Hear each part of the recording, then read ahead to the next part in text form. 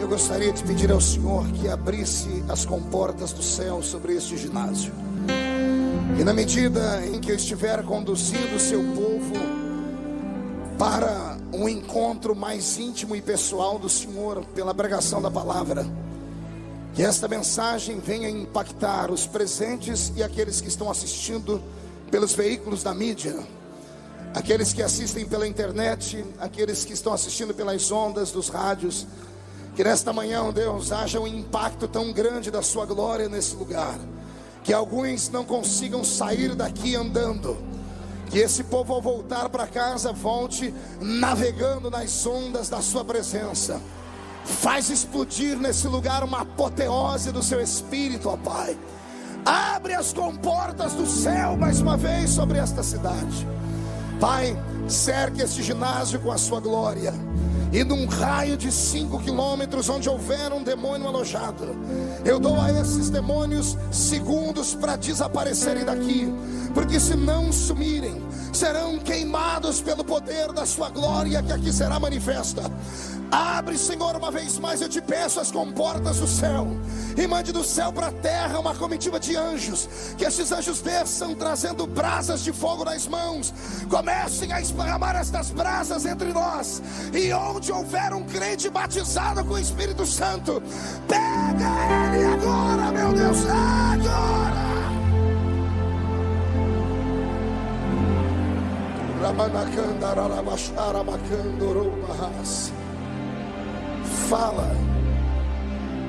Fala profundamente ao nosso coração. Amém, amém e amém. Atos capítulo 1. Mais uma vez eu quero louvar a Deus pela vida do pastor Cezino Bernardino e de toda a diretoria dos Gideões Missionários, o pastor Reuel, todos aqueles que acreditaram mais uma vez no ministério que Deus me deu. Muito obrigado, pastor.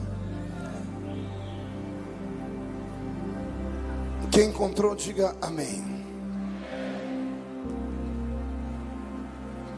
Fiz o primeiro tratado, ó Teófilo, capítulo 1 de Atos, acerca de tudo o que Jesus começou, não só a fazer, mas a ensinar, até o dia em que foi recebido em cima, depois de ter dado mandamento pelo Espírito Santo aos apóstolos que escolhera, aos quais também, depois de ter padecido, se apresentou vivo com muitas e infalíveis provas, sendo visto por eles por um espaço de 40 dias, e falando do que respeita ao reino de Deus.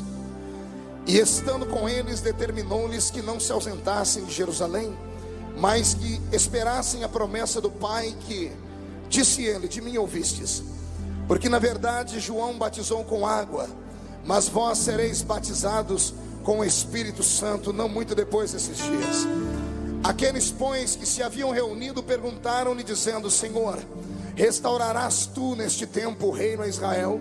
E disse-lhes: não vos pertence saber os tempos e as estações que o Pai estabeleceu pelo seu próprio poder, mas recebereis a virtude do Espírito Santo que há de vir sobre vós, e ser-me-eis testemunhas, tanto em Jerusalém, como em toda a Judeia e Samaria, e até aos confins da terra.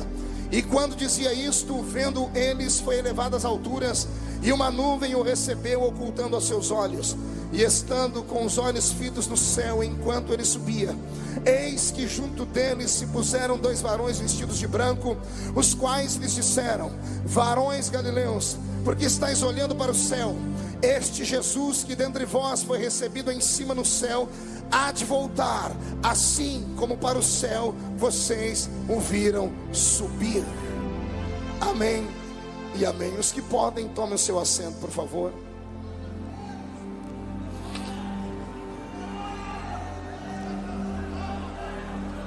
Glória a Deus.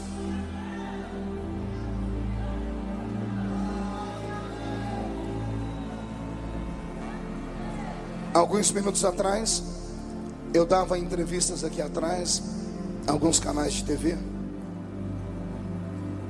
e todos perguntaram: pastor, o que significa ministrar na manhã missionária nos Gideões? Eu disse, tudo é lindo na festa, desde o início, a pré-festa, até a confirmação e a abertura da festa oficial. Mas nenhum dos cultos se compara ao culto da manhã missionária, porque ele é o cerne desse congresso. É como se fosse a mola mestra que sustenta a filosofia desta festa, que é a obra missionária. Ver as coreografias que aqui são apresentadas empolgam, emocionam e nos levam um pouquinho mais perto dos céus. Eu frequento essa festa desde o ano de 1988. E desde o ano de 1988 eu assisto peças, jograis, teatros.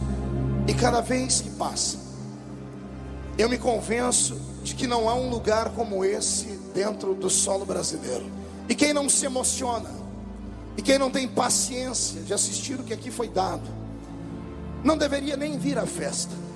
Porque Camboriú não é, para nós, pelo menos para nós, não é um ponto de encontro de colegas. Não deveria ser um passeio turístico. Camboriú é uma peregrinação. E só vem para a peregrinação homens e mulheres que estão preparados para tudo. Para sacrificar o seu almoço, para sacrificar a sua janta, para sacrificar a sua saúde. E eu profetizo que este sacrifício tem um peso diante de Deus. Eu vou repetir aqui, desta manhã, a glória de Deus será tão intensa sobre a sua vida, que por alguns momentos, alguns vão ter que segurar você pelo flanco esquerdo, pelo flanco direito. Porque se não te segurar, é perigoso você ser arrebatado literalmente daqui para o céu.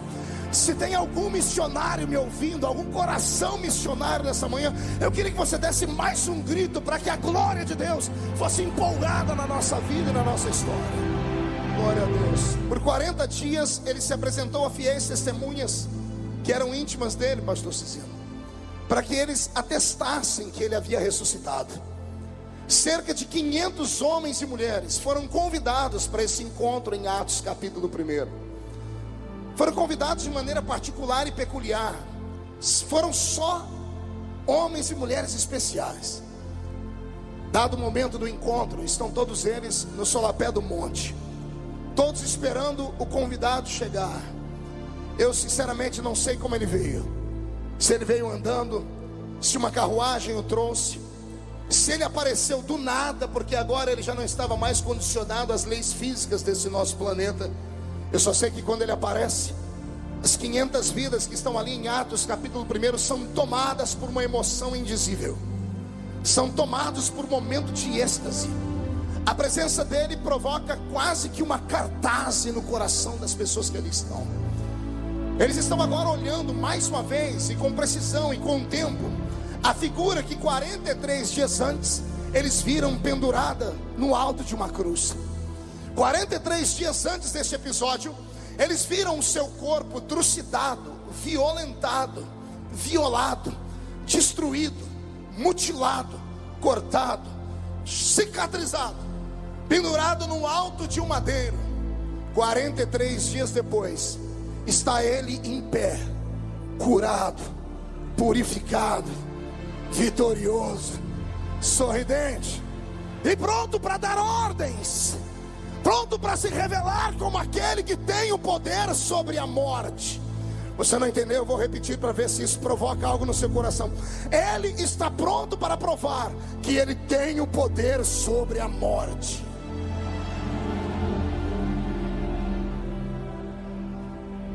Eu não sei como ele começa o sermão.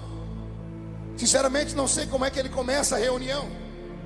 Também não importava o começo, o meio, porque ninguém estava prestando atenção no que ele estava dizendo. Somente um que estava ali perto para escrever mesmo, ou para ouvir e depois passar para que uma outra pessoa escrevesse. Somente um escriba, convidado por ele à parte, para escrever aquilo que aconteceu naqueles minutos que foram decisivos para a história do cristianismo.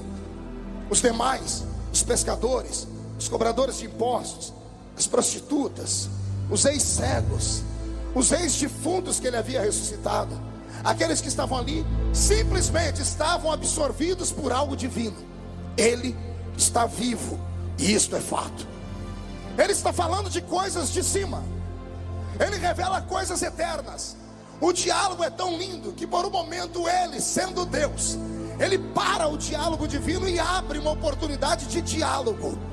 Ele abre uma oportunidade para que os homens que foram convidados por ele para aquela reunião perguntem a ele o que quisessem acerca do céu, acerca da eternidade, acerca da glória futura.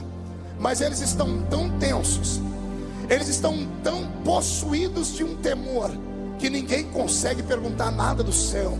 Na verdade, a pergunta deles é tão idiota. Na verdade, a pergunta deles é tão sem sentido que eles tomam um puxão de orelha dele, mas com muito carinho, porque Jesus não era de constranger ninguém. Quando ele abre uma oportunidade para eles perguntarem, e veja, eles poderiam ter perguntado acerca do céu, poderiam ter perguntado qual é a localização do espaço geográfico do inferno, poderiam ter perguntado qual era a matéria, entre aspas, dos anjos, mas eles estão tão perdidos e absorvidos por aquilo que é revelador, que eles olham para ele no momento do diálogo e perguntam: Senhor, é neste tempo que o Senhor vai libertar Israel da mão dos romanos? Quando eles dizem isso, imagino Jesus chacoalhando a cabeça, mas sem ira, dando um sorriso de canto dos lábios, olhando para o Pai e dizendo: não adianta. Eles estão possuídos de um temor. Eles estão vendo a minha presença e não conseguem pensar racionalmente. E então Jesus olha para eles e diz assim: não vos compete saber das coisas que o meu Pai estabeleceu pelo seu próprio poder, mas eu vou dar um conselho para vocês: apressem um passo, saiam daqui agora, corram para Jerusalém, a capital espiritual do mundo, encontrem um lugar que vocês possam ficar pessoalmente guardados, longe da visão de todos, e em unanimidade busquem aquilo que pode descer do céu, e busquem o poder que vai vir sobre vocês do céu. E quando esse poder descer, vocês vão ser testemunhas, tanto em Jerusalém, Samaria, Judeia, até os confins da terra. Quando ele diz essas palavras, senhoras e senhores, o momento é tomado por uma visão transcendental. Imagine você que não há barulho naquele lugar, a não ser a respiração ofegante das testemunhas que ele está vivo. Por um momento o ambiente fica mais pesado do que estava, porque a glória divina, a Shekinah divina, que havia desaparecido desde o livro de Malaquias, ou seja, 400 anos atrás, resolve aparecer do nada, e uma fumaça branca é soprada sobre os seus pés. E quando esta fumaça envolve os pés de Jesus Cristo, ele começa a flutuar. E a nuvem que vem agora, ela não veio de cima para baixo, ela aparece do nada. Ela começa a sondar os seus pés e começa a elevar o corpo do mestre. Ele começa a flutuar. Na medida que ele vai flutuando, os que estão aqui embaixo estão fixos olhando nele. Eles não acreditam no que estão vendo. É a primeira vez para alguns, não para todos, mas é a primeira vez para a maioria, de que eles veem um homem flutuar sem ter asas. É a primeira vez que eles veem um corpo ser arrancado da terra sem o auxílio de asas. Ele vai subindo, o seu olhar deve ter sido intenso, o seu sorriso, um sorriso de até breve. E conforme ele vai subindo, homens e mulheres olhando, até que a nuvem o encobre e ele desaparece. E eles continuam olhando. Dois anjos que vieram para escoltá-lo, aqueles mesmos que apareceram na tumba, dizendo às mulheres: por que procurais entre os mortos aquele que vive? Ele não está aqui, ele já ressuscitou. Os dois estão ali. Eles olham para baixo, imagino eu. Vêm os homens olhando para cima e recebem dele uma ordem: toque neles, senão eles vão ficar aí até o meu regresso, não vão querer sair desse lugar por nada. Os anjos descem, vão nos ombros dos homens, tocam neles, chama a atenção daqueles que ali estavam, e os anjos bradam dizendo: varões galileus, porque estáis olhando esse que foi. Não sintam muita saudade, porque do jeito que ele foi, qualquer dia desse ele vai voltar. Qualquer dia desse ele vai. Não, fale um pouquinho mais alto. Qualquer dia desse ele vai. Acotovele o seu irmão, diga: você crê nessa esperança? Você tem essa esperança? O que eu vou pregar nesta manhã é algo muito sensível. Não é para qualquer um. É só para pessoas que estão cansadas de coisas da terra. É só para pessoas que querem ter um encontro com aquilo que é divino. Existem revelações da palavra que Deus dá de tempos em tempos. E o que eu vou falar agora é algo muito profundo. Porque eu murmurando dos discípulos, pastor Cisino, eu murmurando deles, dizendo: por que eles não perguntaram de coisas do céu? Vão perguntar de coisas efêmeras, passageiras da terra? O Senhor falou comigo: só tem uma maneira de você entendê-los. Eu disse: qual? Se transporte para lá. Tente ser um deles. Tente assistir em loco o que eles viram, e você vai sentir o que eles sentiram. Foi aí, pastor Júnior de Souza, que eu fechei os meus olhos e usei a inteligência que Deus me deu, e desenhei na minha mente o quadro: um monte, uma terra árida, 500 pessoas, e eu me coloquei entre eles. Fui empurrando um pela esquerda e o outro pela direita. E quando eu encarei ele de frente, faltou força no meu corpo também, porque o corpo dele está ali, sem cicatriz externa nos lombos, que foram triturados por mais de 400 cortes. Na testa dele não há marca do furo dos cravos. O corpo dele, que estava cadavélico no alto da cruz, Isaías disse que não havia nele beleza nenhuma para que nós o desejássemos, estava restaurado. E o brilho nos olhos dele era intenso demais. A única coisa que me fez acreditar que era o mesmo homem da cruz foi quando ele, pregando, dialogando, começa a gesticular com as mãos. E eu fui obrigado a olhar para as mãos dele, porque conforme ele fazia assim com as mãos, o sol por detrás fazia aparecer o seu brilho através de um buraco nas mãos dele. E todo mundo olhava, era para as mãos dele, e todo mundo dizia: é ele, só ele tem cicatrizes nas mãos. Então eu olhei para os pés e vi os pés furados também. E faltou no meu corpo força. E eu tive que dizer: não é outro, é o Cristo que morreu há 43 dias atrás, mas que agora está ressuscitado. Eu quero que você memorize essa palavra comigo: ressuscitado. Não ouviu? Olhe para o seu irmão e diga: Jesus levou para o céu um corpo ressuscitado. Faz assim com o dedo, diga para ele: não foi um corpo glorificado. Foi um corpo, não era um corpo. Isso é importante. Ele levou para o céu um corpo ressuscitado, não levou para o céu um corpo glorificado. Quando ele sai da tumba, lembra de Maria no meio do jardim? Quando ela viu ele de longe, pensou que ele era o jardineiro, e ela grita: hortelão, ou horteleiro, onde puseste o corpo do meu mestre? E quando Jesus se vira para ela e diz: Maria, ela grita: Raboni, és tu. E ela parte para dar um abraço em Jesus. Quando ela vai se aproximando, Jesus se afasta e grita: não me toques, não toque em mim. E ele explica: não me toque, porque o meu corpo ainda não foi glorificado. Não entendi. Jesus disse: não me toques, porque o meu corpo ainda não foi. Então o corpo que Jesus arrasta para o céu é um corpo ressuscitado. Pastor, onde é que o senhor quer chegar? Preste atenção aqui. O corpo que sai de dentro da tumba é um corpo de carne e osso, igual ao meu, igual ao seu. O agravante e a única diferença é que esse corpo não tem sangue, porque o corpo ressuscitado não precisa do sangue.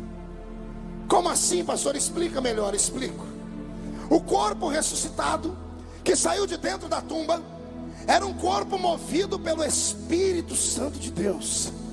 Era um corpo movido por aquilo que é divino, fantástico e sobrenatural.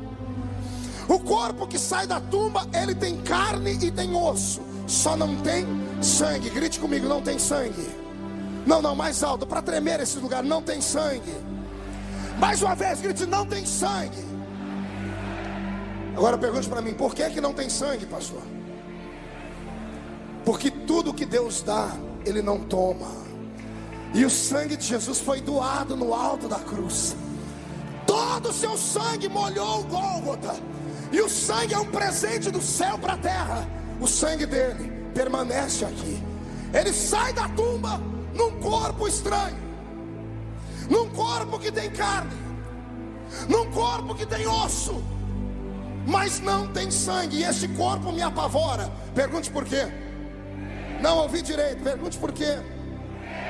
Porque com esse corpo de carne e osso, ele atravessa a parede.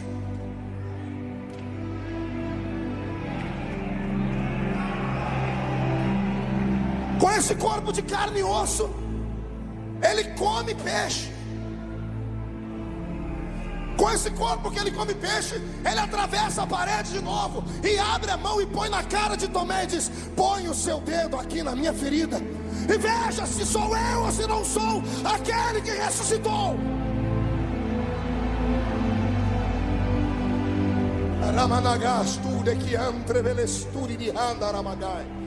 Senhoras e senhores, o que eu estou te dando aqui é uma pérola. É uma matéria de mestrado alto em teologia. Então absorva o que eu estou pregando. O corpo que Jesus Cristo arrastou para o céu não era um corpo glorificado. O corpo que subiu para o céu tinha cabelos castanhos, quase 1,80 m de altura, olhos também castanhos, pele caucasiana. O linho que ele arrastou para o céu foi fabricado aqui na terra por mãos humanas. O cinto que cercava o corpo dele foi feito por mãos humanas. A barba que está sobre o rosto dele não é divina, é uma barba fabricada por DNA humano. A estrutura que ele está ali agora, subindo para o céu, quebrando a lei da gravidade, é uma estrutura humana. É um corpo de carne e de osso. Só não tem sangue porque o sangue ficou para nós. E a ausência do sangue no corpo dele mostra o lado mais divino que ele poderia ter. Com esse corpo ele sobe para o céu e uma nuvem o oculta. E para onde é que Jesus vai, igreja?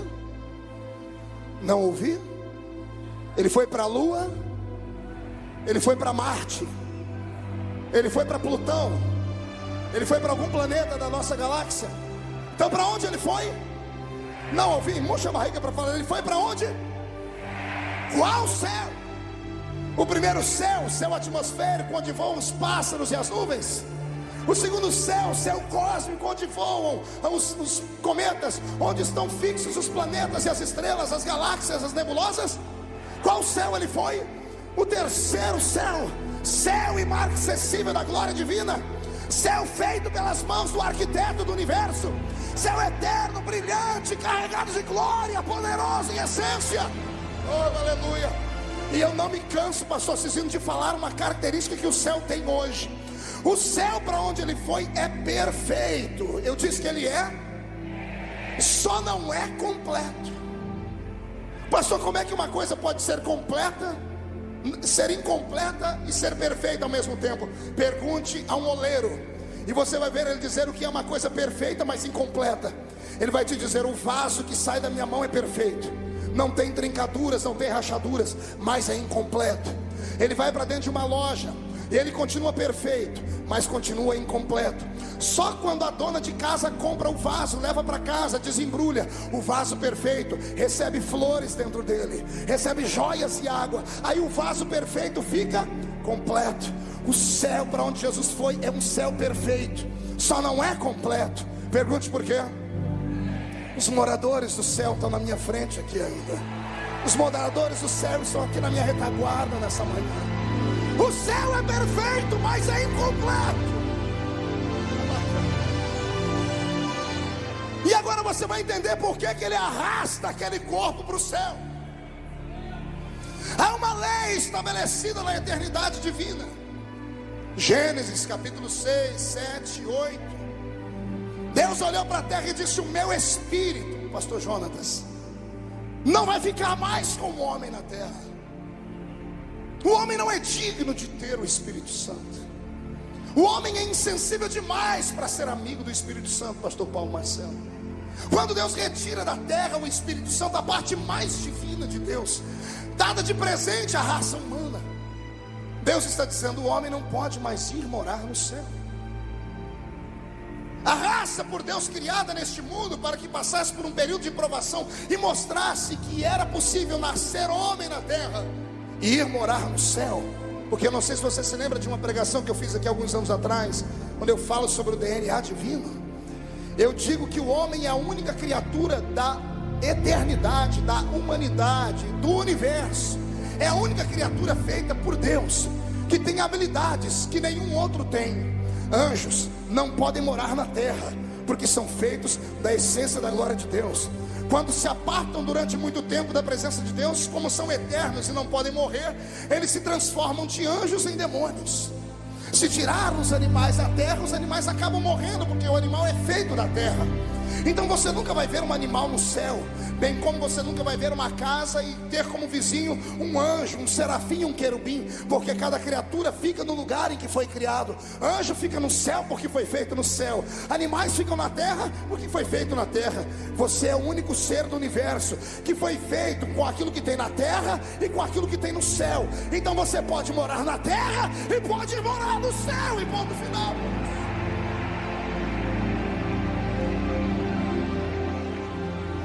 Isso nos faz grandes. Deus fez o homem para isso, mas quando ele quebra a aliança no Éden através do pecado, quando os descendentes de Adão vêm e mostram que são tão promíscuos quanto ele, Deus arranca o seu espírito da terra. E uma vez o Senhor disse assim: olha, não acuse Deus, tá?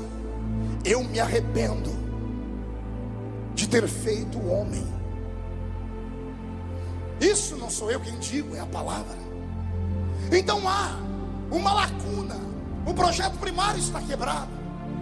O homem que foi feito para viver aqui e viver lá, foi condensado a uma vida só aqui. Você acredita mesmo que a cidade santa, estabelecida na eternidade, foi feita com um muro ao redor dela? Vamos usar a nossa inteligência humana agora. Por que é que a sua casa é cercada por muros? Por que tem um portão que cerca a sua casa? Para proteção e para impedir que pessoas que não são convidadas entrem lá dentro. Mas para que é que Deus faria uma cidade na eternidade e colocaria um muro ao redor dela? A princípio, Deus não tinha inimigo. E segundo, Deus não tinha que bloquear nada na eternidade.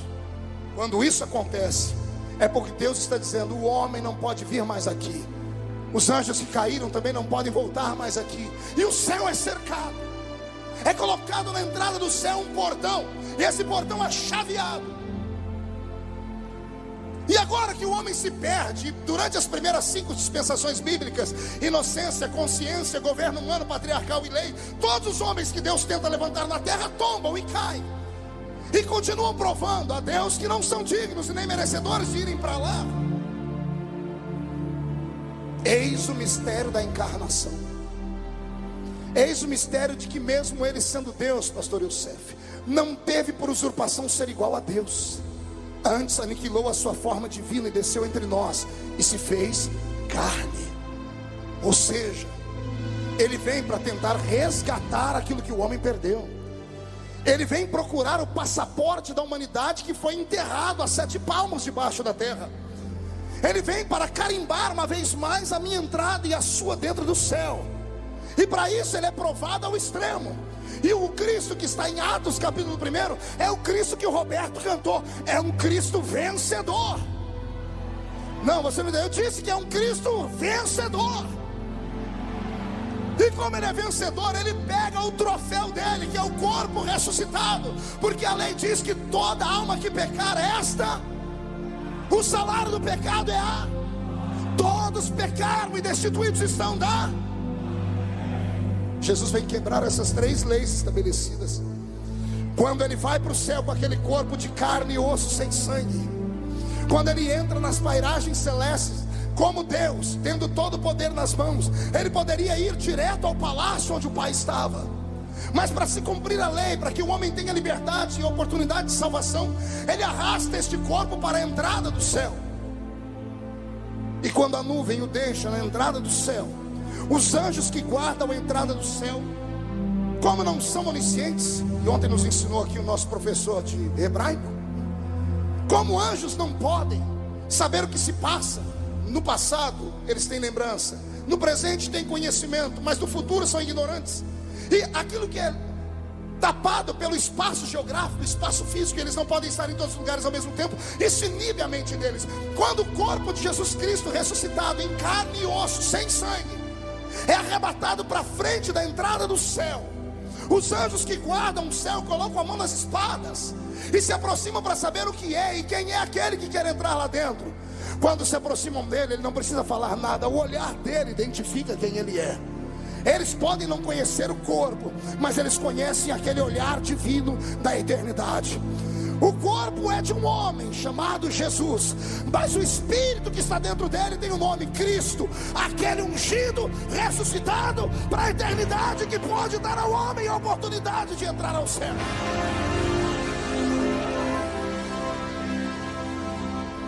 Ao detectarem dentro dele o Cristo,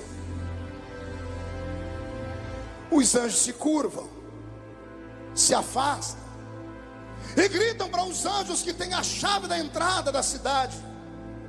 E os anjos que estão na entrada da cidade vêm voando, vêm correndo com um molho de chaves na mão para abrir o portão. Porque o grito que saiu dos anjos que estão ao redor de Jesus agora, inclinados, é esse: levantai, ó portas, as vossas cabeças. Levantai, ó portais eternos, para que entre o Rei da Glória. Os anjos que vêm com a chave na mão, vêm tremendo e gritando: mas quem é este Rei da Glória? Os que estavam inclinados se levantam e abrem as asas e gritam: o Senhor dos Exércitos, poderoso na batalha, Ele é o Rei da Glória.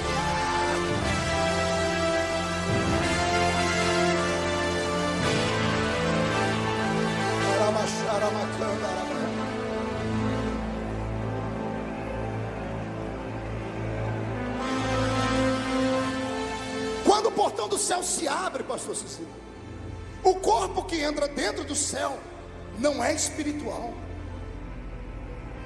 O corpo que atravessa o portão da entrada da cidade santa, pastor Napoleão. E a primeira vez que eu vi o versículo que eu citei foi numa pregação sua: levantai, ó portas, as vossas cabeças.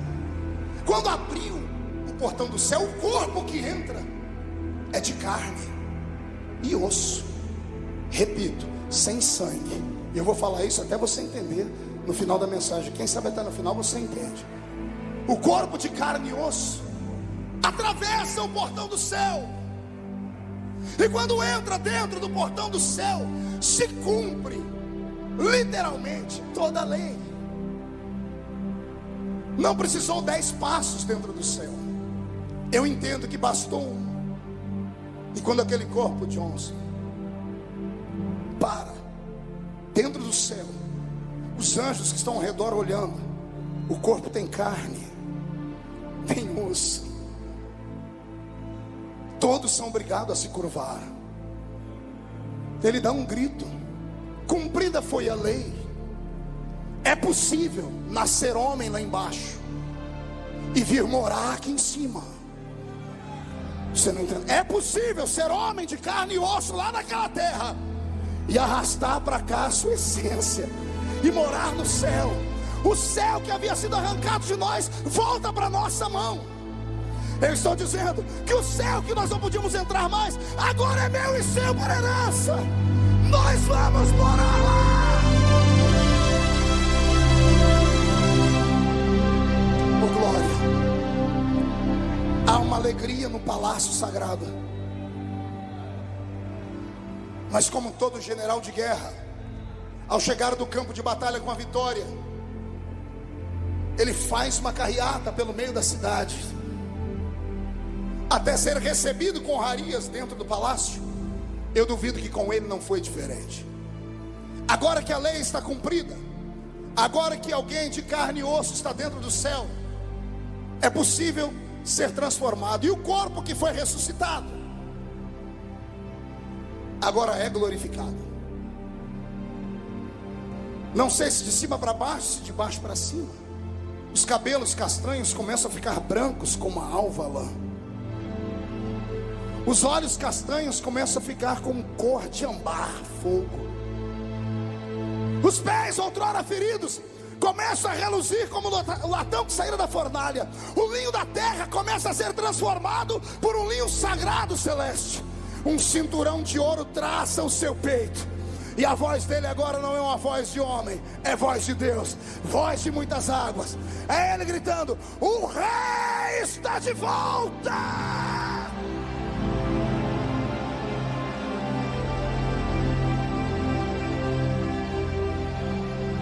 Pode me chamar de criança, pode me chamar de apelador sentimental, pode me chamar de menino, mas me deixa sonhar nesta manhã. Vamos tentar enxergar o céu nesta manhã. Quem quer fazer uma viagem lá para dentro comigo? Então amplia sua mente. Não é viagem transcendental, é só fé. Caminha comigo dentro daquele lugar até chegar ao palácio. Eu descobri algumas coisas no céu que são muito tremendas, e isso alicerça a nossa fé.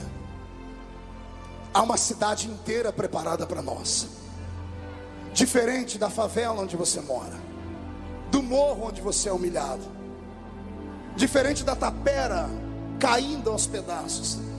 Terremoto não pode chegar lá, vendavais e tsunamis não existem lá, porque o equilíbrio daquele lugar tem nome: Jeová Tsidkenu, o Senhor bandeira nossa. Há uma cidade perfeita, com edifícios estabelecidos dourados. Um deles tem o seu nome na entrada. Um deles tem o seu nome na entrada. Tomara a Deus que você seja meu vizinho quando mudar para lá. Se puder todo dia de manhã, porque lá não tem noite, porque ele é o sol da justiça, eu vou chutar a sua porta, eu não vou nem bater, e vou gritar: valeu ou não valeu? Valeu ou não valeu ser triturado, moído, apanhar, caluniados? Valeu ou não valeu cada noite de amargura, cada noite sem dormir? Valeu ou não valeu as pedradas? Valeu ou não valeu os amigos e os inimigos, e aqueles que não são nenhuma coisa nem outra, que batem, que dizimam, que destroem, que sepultam a gente todo dia? Valeu ou não valeu estar lá para chegar aqui? Você escapa de um raio, mas não escapa daquele lugar. Ei, levante a mão direita para o céu comigo e chacoalhe ela, por favor. Tem gente que nem para me obedecer presta, né? Coloque a mão no ombro de alguém com carinho e respeito. Agarre o ombro de alguém com carinho. Chacoalhe a pessoa agora. Vai aumentando a velocidade. Acorda ele, diga: acorda nessa manhã. Companheiro, faz isso aí. Eu sei que você já é um pastor mais antigo. Chacoalhe aí. Diga para o seu irmão: Deus te trouxe nesta manhã para sacudir a sua fé. Para de buscar coisas dessa vida. Nós iremos para lá. Nós iremos para lá.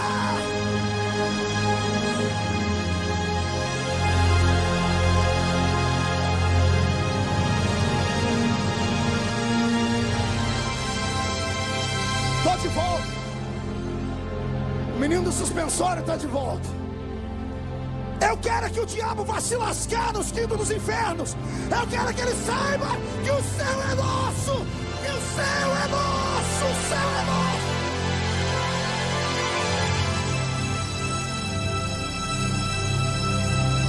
Magarastei andro balassuri de carandagara badash nokiandere bessuri de rai. Eu já vou te levar ao palácio, porque eu tenho muita coisa para fazer nessa manhã. Deus vai honrar essa manhã, viu, pastor? Vem comigo, convida o irmão, diga: vamos com o pastor, vamos lá. Não custa, é só fé. As ruas são douradas. Quando eu era menino lá na Vila Tatu, pastor, tinha um menino que fazia a escola dominical comigo. O nome dele era Abraão. E um dia o professor de escola dominical ensinando e falando sobre o céu, sobre o galardão. Ele pegou um estudo do pastor Napoleão e começou a ensinar o galardão. O que é pedra na coroa, o que era brilho, o que era tudo. E o Abraão só de orelha em pé. Aí o professor terminou, né, com náuseas, dizendo: alguns não terão galardão, entrarão aqui com palmas nas mãos. Caiu uma tristeza em todo mundo. E o Abraão levantou a mão: com esse negócio de palma eu entro lá? ninguém me tira de lá. E o professor falou: mas você não tem galardão. Eu falei: não quero saber. Eu quero saber se com isso ninguém me tira de lá. Aí o professor falou: por quê? Eu disse: pastor, se é para ir para o céu, nem que seja para ser gari lá, nem que me coloque de faxineiro. O negócio é ir morar lá. Eu quero ir morar lá.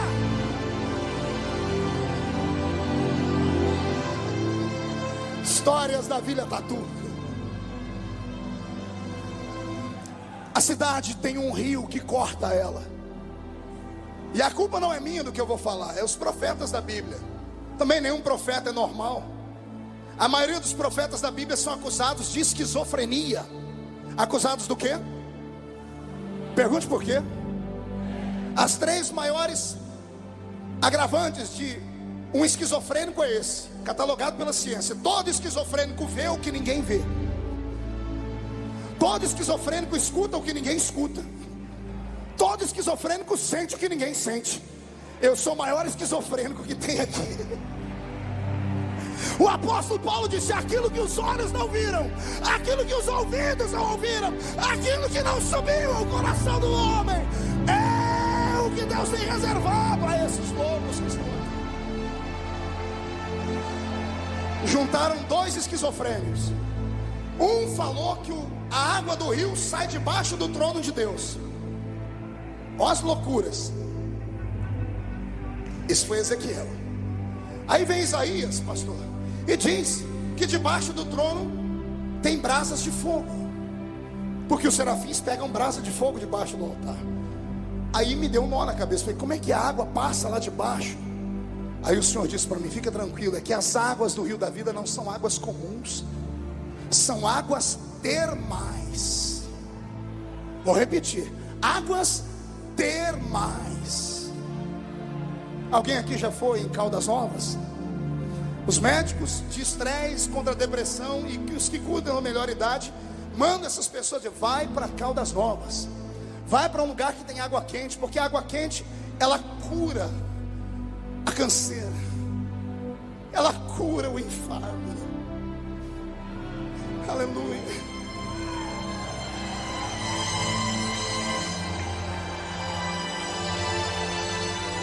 Vai haver uma cura para você lá em cima. São águas que vão curar o cansaço desta igreja que não aguenta mais sofrer nesse mundo. São águas que vão trazer saúde emocional para você. Eu quero ver você tomar um banho naquele rio, e quero ver você sair sadio daquele lugar. Ah, Jesus! Pode não crer, eu disse, é um menino que está falando. Mas o mais lindo é que na entrada do céu eu descobri que nós não vamos receber um abraço de Deus. Isso é depois. Antes de receber o abraço, nós vamos receber um toque, a mão dele. Para quê, pastor? Ele vai segurar na mão um lenço. Eu coloquei um apelido no lenço: lenço da eternidade. Porque antes de entrar lá dentro, ele vai enxugar dos nossos olhos todas as nossas lágrimas, todas as nossas lágrimas, todos os nossos abatimentos, toda angústia, toda dor. Tem pessoas que vieram para a festa, estão aqui há 10 dias em busca de algo e não ouviram ainda. Não é que os pregadores não atingiram o seu coração, não é que Deus reservou ainda algumas coisas. Você está em teste, está em prova. E o Senhor me manda dizer que se você não teve motivos para dar gritos de glória a Deus até agora, Ele entende, porque sabe que sofrer como você está sofrendo, ser abusado como fizeram com você, perder os seus sonhos, perder a sua esperança, ver o seu projeto de música não funcionar, ver o seu projeto como pregador ainda não vingar, eu sei que isso machuca demais, mas o Senhor manda dizer: tenha paciência. Um dia, e se não for aqui, lá em cima, eu enxugo dos seus olhos todas as suas lágrimas. Quem acredita nisso, dá um grito, pelo amor de Deus.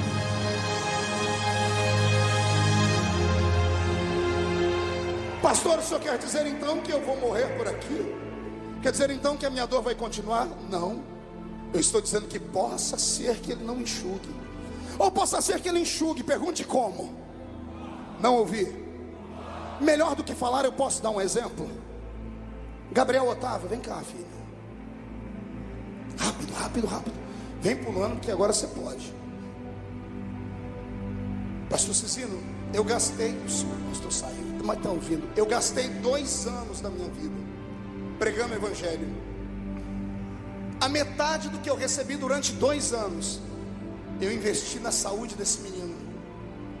Tem alguns irmãos dos Estados Unidos aqui que devem se lembrar quando eu fui fazer campanha lá. Eu levei fotos dele. Ele tinha uma doença incurável na medula óssea.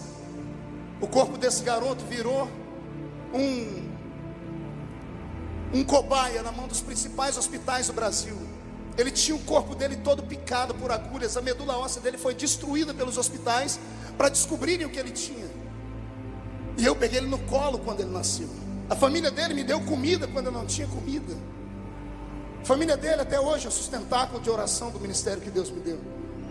2 anos da minha vida eu orava e não acontecia nada. Um dia eu cheguei no quarto, ele estava deitado nu. Eu olhei o corpo dele definhando, as pernas travadas, ele babava, ele não conversava mais.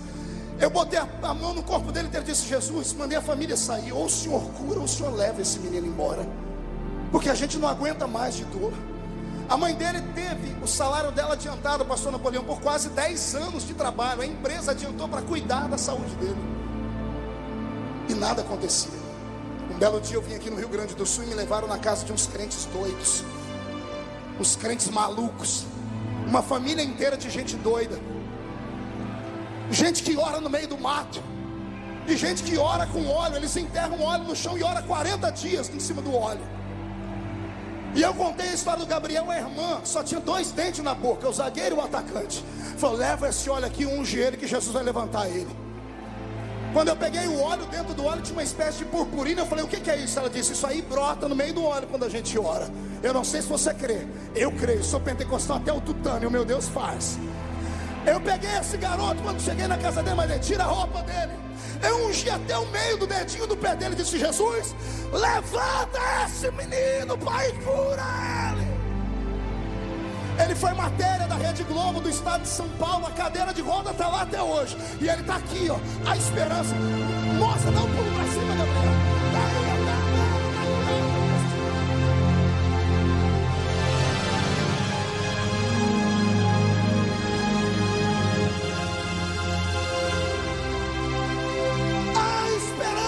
Aqueles que servem a Deus, há um milagre à sua espera nesta manhã. Se você é salvo como eu sou e tem fé, comece a adorar, comece a adorar, comece a adorar. Deixa Deus se tomar.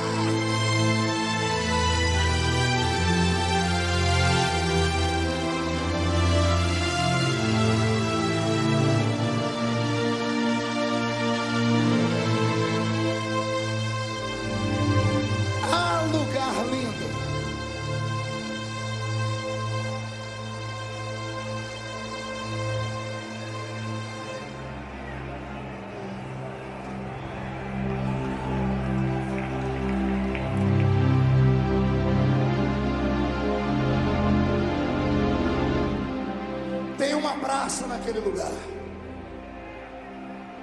Dr. Bauer. Tem uma praça naquele lugar. Essa praça vai ser ponto de encontro de muita felicidade. Não sei você, eu não vejo a hora de ir para lá. Não vejo a hora de entrar por aquele portão e correr no meio daquela praça e encontrar 2 homens, um segurando na mão do outro. Jesus, pastor, esse eu já abracei na entrada. Abraão, Isaac, respeito, vou ver depois. Eu quero ver o meu pai, quero ver o meu filho, pastor Youssef, que foi lá, está lá antes de mim, foi antes de nós. Seremos uma família de novo. Vou abraçá-los e eu tenho certeza que eu vou dizer para o meu pai: velhão, chegou aqui cheirando fumaça, hein? Aceitou Jesus 5 minutos antes de morrer. E para o meu filho eu vou dizer a ele: se Deus não quis que você nascesse, é porque a eternidade era melhor para você do que aquela terra maldita cheia de dor que a gente vive. Eu não sei se você crê nisso. Seremos uma família de novo lá em cima. Seremos uma família restaurada naquele lugar.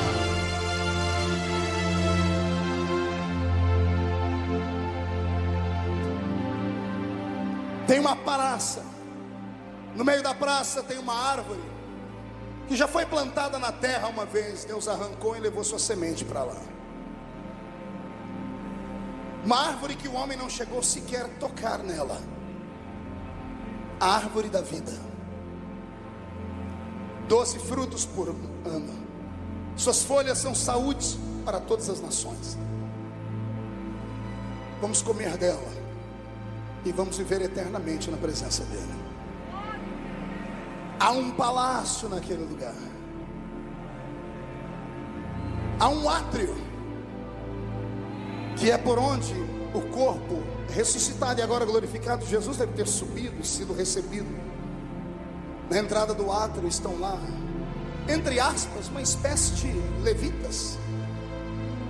São anjos que cantam e encantam. A presença da magnitude do rei vai atravessando o átrio. Ele passa por uma espécie de lugar santo. Não há sacerdotes lá ainda, porque os sacerdotes estão aqui e um dia vão para lá. Mas estão amparados por 24 anciãos, que representam muito bem a igreja do Velho Testamento e a igreja do Novo Testamento.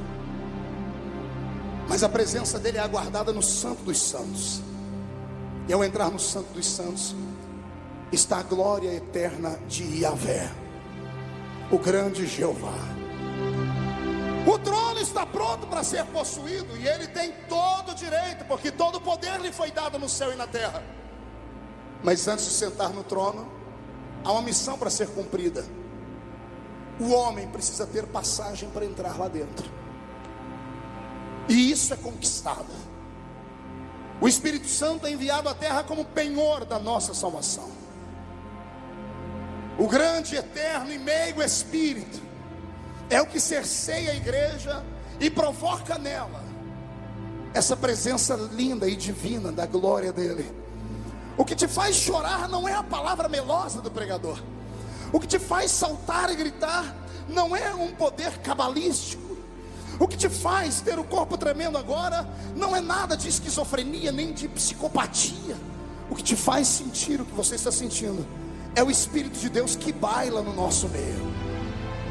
Como maestro, ele rege a noiva para que o encontro seja lindo e seja perfeito. E o que eu vou falar agora é só para quem crê. Está chegando a hora. Está chegando a hora. E aproveitando que está chegando a hora, eu quero aqui dar um recado e um aviso a todos os brasileiros e aqueles que vão ver em outro lugar. A vida é muito curta para a gente viver em pé de guerra. A vida é muito curta para a gente criar estas. É muito curta para a gente ficar se degladiando. Isso em todas as áreas, quer seja profissional, quer seja emocional, quer seja na familiar e principalmente ministerial. Esse púlpito um dia foi comparado a um ringue, porque alguém escreveu num blog endemoniado que os pregadores se batiam aqui. Eu sinto uma paz tão grande esse ano, porque todos nós entendemos que aqui o único que tem que ser glorificado é Ele. Não é pódio, não é para saber quem foi o primeiro, quem foi o segundo, quem foi o terceiro. As mensagens ministradas são mensagens para saciar a fome da noiva. Camboriú foi, é e será até o arrebatamento uma espécie de restaurante. Tem gente do país inteiro para ser alimentado aqui dentro. Ontem no jantar eu falava com o pastor Paulo Marcelo e ele dizia: tem gente que passa a vida inteira juntando dinheiro para vir aqui, e vem aqui para ouvir a beleza que é pregada aqui, para sentir a glória que é sentida aqui. E às vezes eu me pergunto: se eles soubessem um pouquinho das coisas que acontecem por trás dos bastidores. Ainda bem que nunca vão saber, porque Deus nunca vai deixar. Ainda bem que há um consenso comum aqui, que a honra e a glória pertencem àquele que está sentado no alto e sublime trono. E cabe a você parar esses linguarudos. Cabe a você mandar uma cartinha para alguns que estão iniciando e falta experiência, e dizer para eles: ei, não alfinete o seu irmão, não maldiga o seu irmão, ei, não fale mal daquele. Púlpito não é lugar de desgraçar pessoas, púlpito é lugar de exaltar as pessoas que estão caídas e erguê-las e colocá-las diante do céu. céu é logo ali.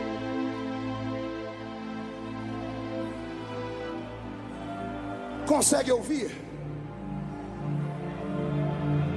Consegue ouvir os passos dele?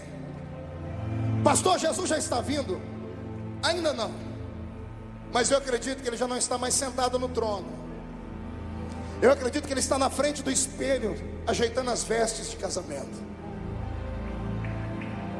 Os anjos estão ataviando a sua roupa. O arcanjo já deve estar sentado num canto da eternidade com um pano, pulindo a trombeta, pegando papel e revendo as notas musicais que ele vai tocar. O pai olha para o relógio incansavelmente, apontando. Está quase na hora. E Jesus olhando para a gente, um monte de gente perdida, dizendo assim: calma, só mais um pouquinho, estou terminando de me ajeitar. Vai acontecer um arrebatamento nessa terra. A trombeta vai tocar.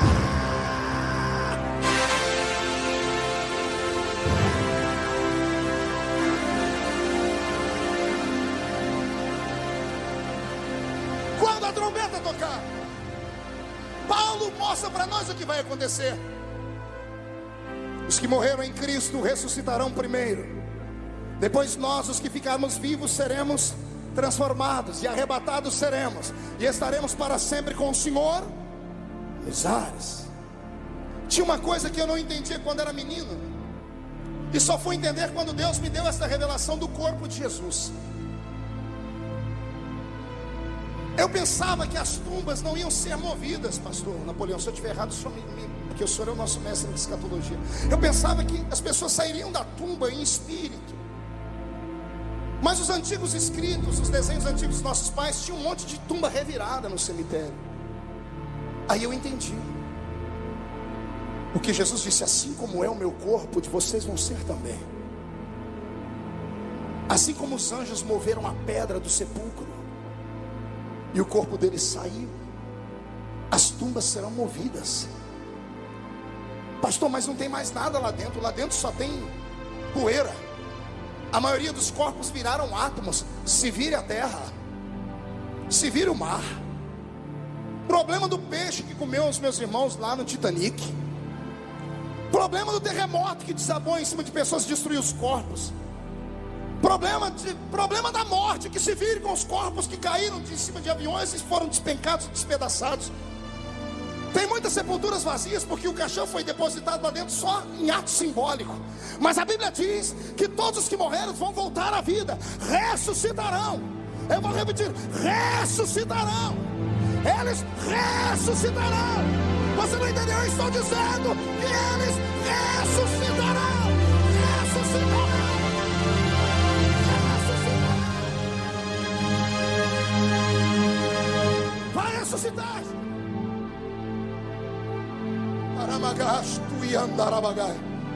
Enquanto eles estão sendo ressuscitados, nós estamos sendo transformados. Diga para o seu irmão: não glorificado. Diga: transformados. O sangue desaparecerá dos nossos corpos.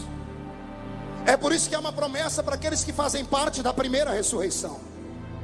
Os da primeira ressurreição terão para sempre um corpo diferenciado de todos os demais, porque esses que vêm do arrebatamento foram fiéis ao Senhor, e eles têm um prêmio.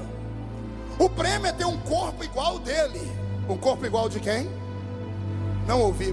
Murcha a barriga, estufa o peito, bate assim, diga: esse corpinho aqui, em forma ou de um botijão de gás, ou de uma tábua de passar roupa, esse corpinho aqui vai ser igual ao corpo dele lá. Me corrija se eu estiver errado. Se ele ressuscitado atravessou a parede, o nosso corpo, os da primeira ressurreição, vai atravessar a parede também. Se ele comeu peixe, aí é só para quem tem fé. Ou você acha que as bodas do cordeiro será apenas um banquete espiritual, com frango feito de fumaça, com picanha feita de ectoplasma? Não, as bodas serão perfeitas. Quando subirmos daqui, num abrir e piscar de olhos, já estaremos lá, cada um sentado numa grande mesa. Ah, Jesus, ela vai do Oriente ao Ocidente. Tem um lugar reservado escrito: você lá. Você não entendeu? Vou repetir. Tem um lugar reservado para você lá. Está pronto para comer 7 anos sem engordar? Agora as irmãs deram glória a Deus, pastor Napoleão. Agora todo mundo deu glória a Deus. 7 anos sem engordar nenhum quilinho, comendo do bom e do melhor. E a parte mais bonita da ceia, pergunte qual é? O garçom. Pense num garçom lindo. O próprio noivo vai servir a mesa. Ih, pastor, então eu estou perdido, porque enquanto ele estiver servindo alguém lá do Oriente, vai demorar uma eternidade para ele chegar no Ocidente. Não, o nosso corpo é só ressuscitado, o dele já está glorificado. Então agora, com o corpo glorificado, ele vai estar servindo o meu prato, dizendo: está bom para você, Marco? E lá do outro lado está você, e ele vai estar dizendo: está bom para você aqui do outro lado. Ele vai estar aqui do outro lado dizendo: e para você está bom aqui do seu lado. E vai correr para o outro lado: e para você está bom aqui do seu lado. E para você está bom aqui do seu lado. Só quem vai participar desse banquete tira o pé do chão para adorar.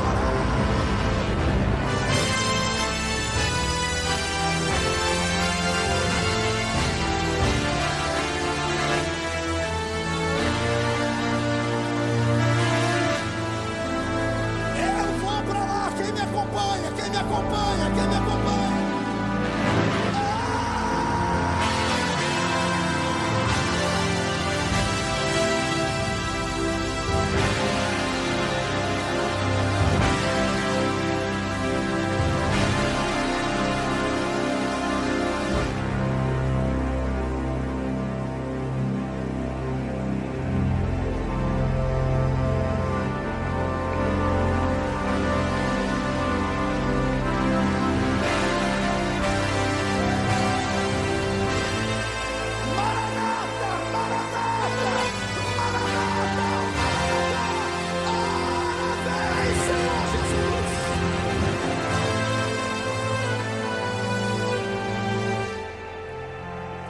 Respira fundo. O mundo está um inferno. Segure a mão do seu irmão. Por 3 anos e meio, o anticristo convenceu a raça humana de que nós desaparecemos porque éramos uma espinha na garganta do mundo. Por 3 anos e meio, o anticristo vai dizer para todo mundo que nós éramos espíritos que não haviam evoluído, então nos arrastaram para um outro planeta. Por 3 anos e meio, muita gente vai ser enganada. Os outros 3 anos e meio serão de desgraça, perturbação, angústia. Os que hoje podem acertar por amor, naquele tempo só pela dor. No final do 7º ano, estamos terminando o banquete. O noivo diz: terminamos o nosso jantar. Desaparece a mesa. O que eu estou falando aqui é uma pregação de uma criança. Se eu estiver errado, alguém vai me corrigir depois. Desaparece a mesa e aparece na nossa frente milhares de cavalos. Não me pergunte a matéria desses cavalos. Quem tirou uma fotografia foi Enoque, o 7º depois de Adão. E Judas escreveu. Enoque disse: eu olho e vejo o Senhor vindo com milhares dos seus santos. Não são anjos, são santos. Ele viu você lá. Você entendeu? Ele viu você lá, com um sorrisão de orelha a orelha. Ele viu a gente lá.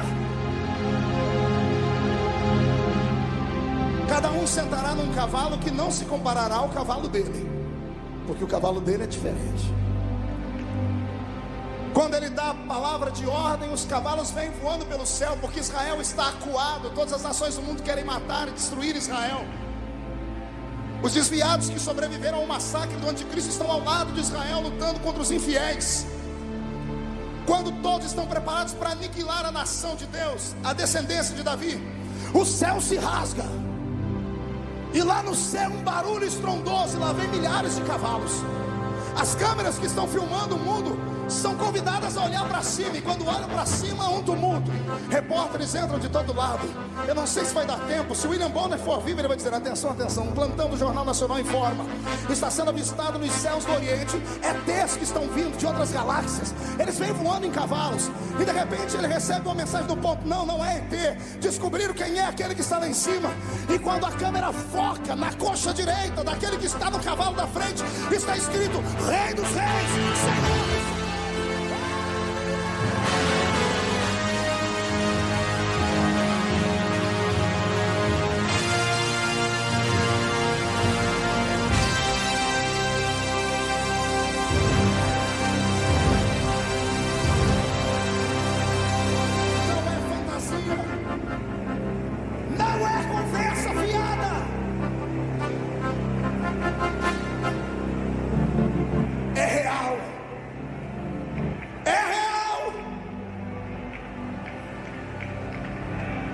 O céu está mais próximo do que você pensa.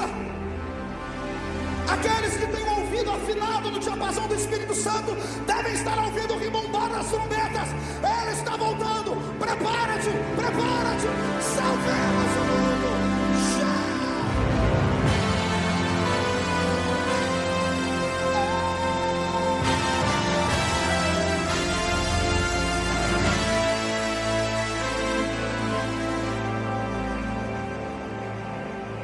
Todos de pés. Pegue no braço do seu irmão.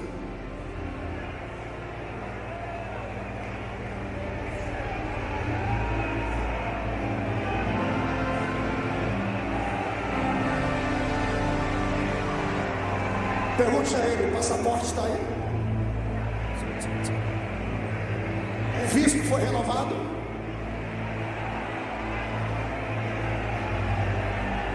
Um pouquinho de tempo mais, o que há de vir virá, e não tardará. Jesus está voltando.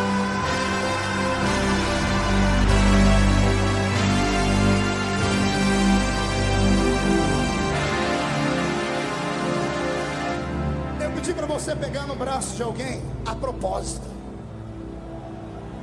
Segure bem firme. Vem pegar no meu.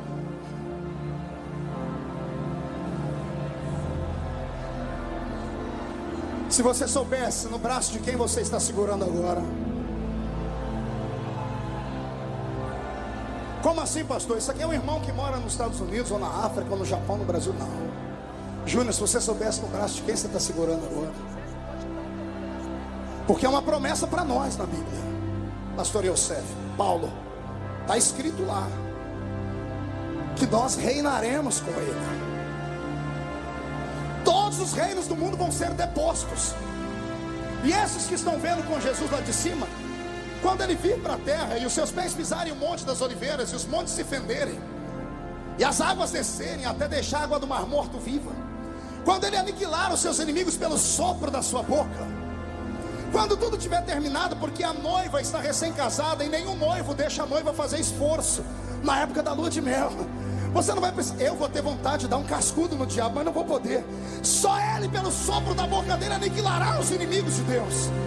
Quando isso acontecer, ele vai depor todos os reinos desse mundo, todos os presidentes, todos os principados, todos os primeiros ministros, todos os prefeitos, vereadores, todos os políticos perderão seu cargo aqui.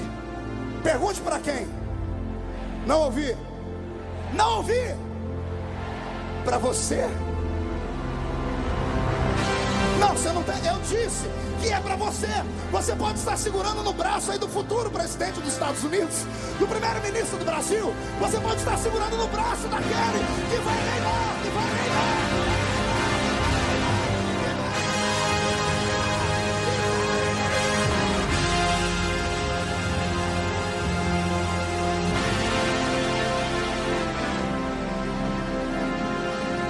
A sua história não acaba aqui.